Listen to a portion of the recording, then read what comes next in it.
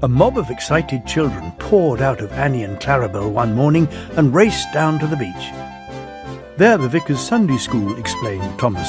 "I'm busy this evening, but the station master says I can ask you to take them home." "Oh, of course I will," promised Percy. The children had a lovely day, but at tea time it got very hot. Dark clouds loomed overhead. Then came lightning, thunder and rain. The children only just managed to reach shelter before the deluge began. Annie and Clarabel stood at the platform. The children scrambled in. "Can we go home, please, station master?" asked the vicar. The station master called Percy. "Take the children home quickly, please," he ordered. The rain streamed down on Percy's boiler. "Ugh!" He shivered and thought of his nice dry shed. Then he remembered. "A promise is a promise," he told himself. "So here goes." His driver was anxious. The river was rising fast. It foamed and swirled fiercely, threatening to flood the country any minute. The rain beat in Percy's face. "I wish I could see, I wish I could see," he complained. They left a cutting and found themselves in water. "Oh, my wheels!" shivered Percy. "It's cold!" But he struggled on. "Ooh, shh!" he hissed. "It's sloshing my fire!" They stopped and backed the coaches to the cutting and waited until the guard found a telephone. He returned, looking gloomy.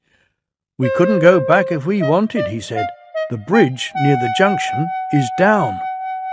The fireman went to the guard's van, carrying a hatchet. "Hello," said the guard. "You look fierce. I want some dry wood for Percy's fire, please." They broke up some boxes, but that did not satisfy the fireman. "I'll have some of your floorboards," he said. "What? My nice floor?" grumbled the guard. "I only swept it this morning." But he found a hatchet and helped. Soon they had plenty of wood stored in Percy's bunker. His fire burnt well now. He felt warm and comfortable again.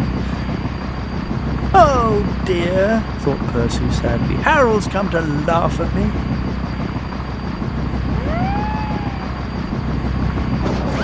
Something thudded on Percy's boiler. "Oh, that's really too bad. He needn't throw things." His driver unwound a parachute from Percy's indignant front. "Harold isn't throwing things at you," he laughed. "He's dropping hot drinks for us." They all had a drink of cocoa and felt better. Percy had steam up now. "Beep, beep! Thank you, Harold!" he whistled. "Come on, let's go!" The water lapped his wheels. "Ah!" he shivered. It crept up and up and up. It reached his ash pan. Then it sloshed at his fire. Ooh, shh! Percy was losing steam, but he plunged bravely on. "I promise," he panted. "I promise." They piled his fire high with wood and managed to keep him steaming. "I must do it," he gasped. "I must! I must! I must!" He made a last great effort and stood, exhausted but triumphant, on rails which were clear of the flood. He rested to get steam back, then brought the train home.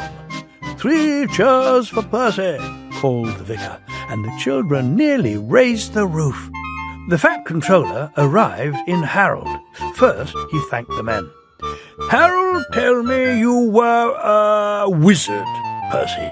He says he can beat you at some things," Percy snorted, "but not at being a submarine." He chuckled. "I don't know what you've both been playing at, and I won't ask, but I do know that you're a really useful engine." "Oh, sir," whispered Percy happily.